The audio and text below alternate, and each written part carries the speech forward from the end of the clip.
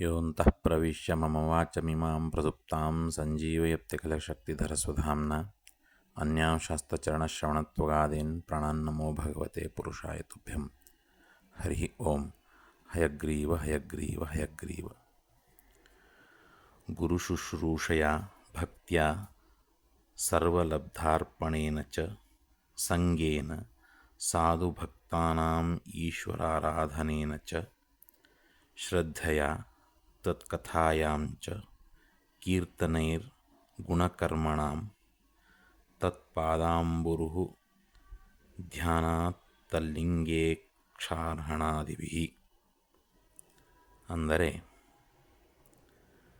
ಗುರುಗಳಿಗೆ ಮಾಡಿದ ಪ್ರೇಮಪೂರ್ವಕವಾದ ಸೇವೆ, ತನಗೆ ಸಿಕ್ಕಿರುವುದೆಲ್ಲವನ್ನೂ ಭಗವಂತನಿಗೆ ಅರ್ಪಿಸುವುದು, ಭಾಗವತೋತ್ತಮ ಮಹಾತ್ಮರ ಸತ್ಸಂಗ, ಭಗವಂತನ ಆರಾಧನೆ, ಅವನ ಕಥೆಯಲ್ಲಿ ಶ್ರದ್ಧೆ, ಅವನ ಗುಣ ಲೀಲೆಗಳ ಕೀರ್ತನೆ, ಅವನ ಚರಣಕಮಲಗಳ ಧ್ಯಾನ ಮತ್ತು ಅವನ ಮಂದಿರ ಮೂರ್ತಿಗಳ ಅರ್ಚನೆ ದರ್ಶನ ಮುಂತಾದ ಸಾಧನೆಗಳಿಂದ ಭಗವಂತನಲ್ಲಿ ಸ್ವಾಭಾವಿಕ ಪ್ರೇಮ ಉಂಟಾಗುತ್ತದೆ ಎಂಬುದು ಇದರ ಅರ್ಥ. ಭಗವಂತನಲ್ಲಿ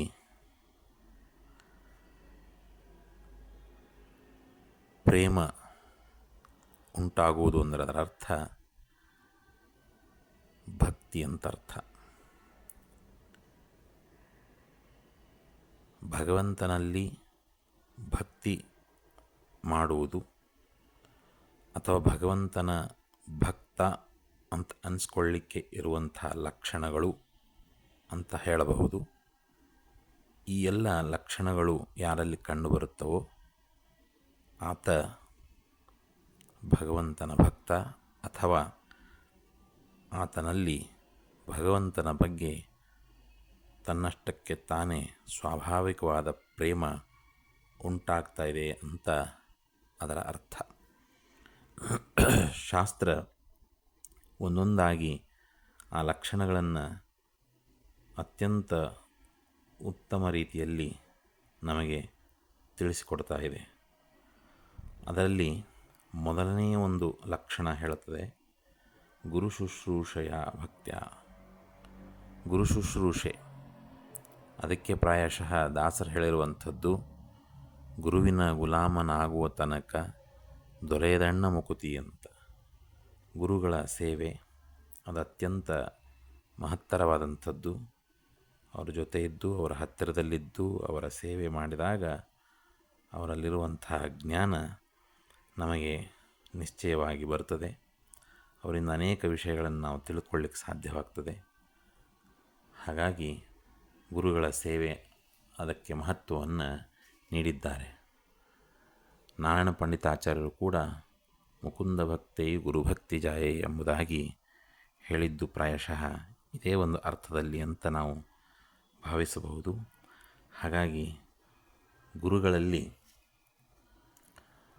ಅವು ಮಾಡಿದಂತಹ ಭಕ್ತಿ ಅದು ಭಗವಂತನಲ್ಲಿ ಭಕ್ತಿಯನ್ನು ಜಾಗೃತಗೊಳಿಸಲಿಕ್ಕೆ ಸಾಧನವಾಗ್ತದೆ ಅನ್ನಲಿಕ್ಕೆ ಈ ಎಲ್ಲ ಮಹಾನುಭಾವರು ಹೇಳಿರುವಂಥ ಮಾತುಗಳೇ ಸಾಕ್ಷಿಯಾಗಿವೆ. ಹಾಗಾಗಿ ಗುರುಗಳ ಸೇವೆ, ನಂತರದಲ್ಲಿ ಸರ್ವಲಬ್ಧಾರ್ಪಣೇನ ನಮಗೇನೇನು ದೊರಕಿದೆಯೋ ಅದೆಲ್ಲ ಭಗವಂತನದ್ದು ಅನ್ನುವಂಥ ಅನುಸಂಧಾನ ನಮ್ಮಲ್ಲಿರಬೇಕು. ಆತನೇ ಕೊಟ್ಟದ್ದು ಅಂತನ್ನುವಂಥದ್ದು ತಿಳುವಳಿಕೆ ನಮ್ಮಲ್ಲಿ ಬರಬೇಕು. ತೇನ ತ್ಯಕ್ತೇನ ಭುಂಜಿತಾ ಅನ್ನುವಂತಹ ಮಾತು ಉಪನಿಷತ್ತು ನಮಗೆ ಅದಕ್ಕೆ ಆ ರೀತಿ ತಿಳಿಸ್ತಾ ಇದೆ. ಹಾಗಾಗಿ ನಾವು ಏನಾದರೂ ಕೇಳೋದ್ರೆ ಭಗವಂತನಲ್ಲೇ ಕೇಳಬೇಕಂದ್ರೆ ಕೊಡೋನು ಆತನೇ. ಹಾಗಾಗಿ ಆತನೇ ಕೊಟ್ಟದ್ದನ್ನು ಆತನಿಗೆ ಸಮರ್ಪಣೆ ಮಾಡಿ ನಾವು ಸ್ವೀಕರಿಸಬೇಕು. ಹಾಗೆಯೇ ಸ್ವೀಕರಿಸಬಾರದು. ಹಾಗಾಗಿ ಇದು ನೀನು ಕೊಟ್ಟದ್ದು ಅಂತ ಆತನಿಗೆ ಹೇಳಿ ಆತನ ಅಪ್ಪಣೆ ಪಡೆದು ಅದನ್ನು ಸ್ವೀಕರಿಸುವಂಥ ಪರಿಪಾಠ ಹಾಕ್ಕೊಂಡವನು ಅದು ನಿಜವಾದ ಭಕ್ತನ ಲಕ್ಷಣ ಅಂತ ಇಲ್ಲಿ ಶಾಸ್ತ್ರ ನಮಗೆ ತಿಳಿಸ್ತದೆ. ಸಂಘೇನ ಸಾಧು ಭಕ್ತಾನಾಂ ಅಂದರೆ ಸಜ್ಜನರ ಸಂಘ ಅತ್ಯಂತ ಮಹತ್ವದ್ದು.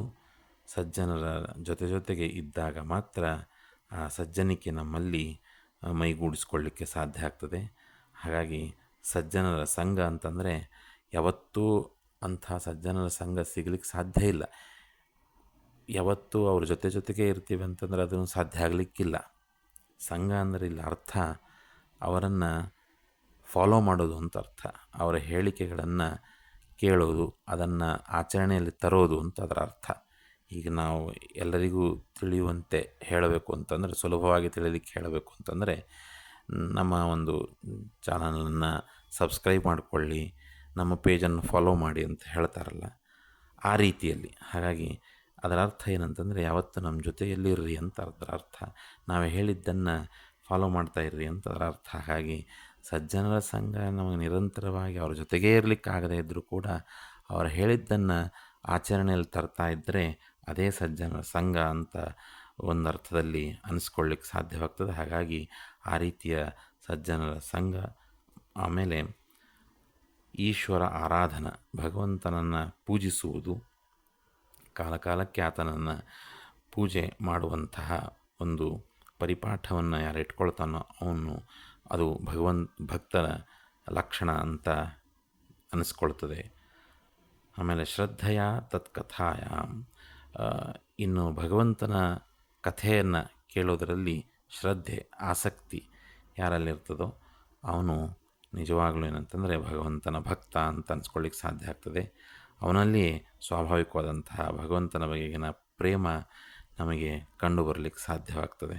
ಹಾಗಾಗಿ ಈ ನಮ್ಮ ಸುವಿಚಾರದಲ್ಲಿ 5ನೇ ಭಾಗ ಸುವಿಚಾರವನ್ನು ತಾವು ಕೇಳಿದರೆ ಅಲ್ಲಿ ಧರ್ಮ ಸ್ವನಿಷ್ಠಿತ ಪುಂಸಾಂ ವಿಶ್ವಕ್ಸೇನ ಕಥಾಸ್ವಯ ನೋತ್ಪಾದಯೇತ್ ಯದಿ ರತಿಂ ಶ್ರಮ ಏವ ಹಿ ಕೇವಲಂ ಅಂತ ಎಲ್ಲ ಧರ್ಮಾಚರಣೆಗಳು ಭಗವಂತನ ಕಥಾಶ್ರವಣದಲ್ಲಿ ಆಸಕ್ತಿ ಹುಟ್ಟಿಸದೇ ಇದ್ದಂತಹ ಎಲ್ಲ ಧರ್ಮಾಚರಣೆಗಳು ಅವು ಕೇವಲ ವ್ಯರ್ಥ ಎಂಬುದಾಗಿ ತಿಳಿಸಿಕೊಡ್ತದೆ. ಹಾಗಾಗಿ ಯಾವತ್ತು ಭಗವಂತನ ಕಥಾಶ್ರವಣದಲ್ಲಿ ನಮಗೆ ಹೆಚ್ಚಿನ ಆಸಕ್ತಿ ಇರಬೇಕು, ಶ್ರದ್ಧೆ ಇರಬೇಕು, ವಿಶ್ವಾಸದಿಂದ ಅವುಗಳನ್ನು ಕೇಳುವಂತಹ ಪರಿಪಾಠ ಯಾರು ಹಾಕ್ಕೊಳ್ತಾನೋ ಅವನೇ ಭಗವದ್ಭಕ್ತ ಅಂತ ಅನಿಸ್ಕೊಳ್ತಾನೆ ಅಂತ ಇಲ್ಲಿ ನಮಗೆ ಶಾಸ್ತ್ರ ತಿಳಿಸ್ಕೊಡ್ತಾ ಇದೆ.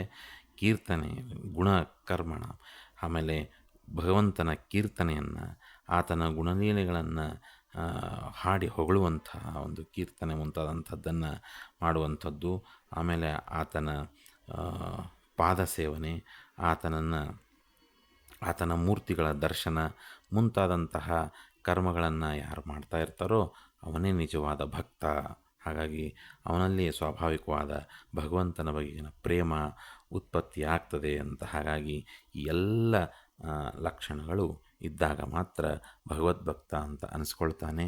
ಹಾಗಾಗಿ ಇಂಥ ಎಲ್ಲ ಗುಣಗಳನ್ನು ನಾವು ಮೈಗೂಡಿಸಿಕೊಳ್ಳಿಕ್ಕೆ ಪ್ರಯತ್ನವನ್ನು ಮಾಡಬೇಕು. ಭಗವಂತನ ಭಕ್ತರಾಗಿ ನಾವು ಜೀವನವನ್ನು ನಡೆಸಿದರೆ ಈ ಬದುಕು ಸಾರ್ಥಕ ಬದುಕಾಗ್ತದೆ ಅಂತ ಹೇಳ್ತಾ, ಭಾರತೀಯ ರಮಣ ಮುಖ್ಯ ಪ್ರಾಣಾಂತರ್ಗತ ಶ್ರೀಕೃಷ್ಣ ಅರ್ಪಣಮಸ್ತು. ನಮಸ್ಕಾರ.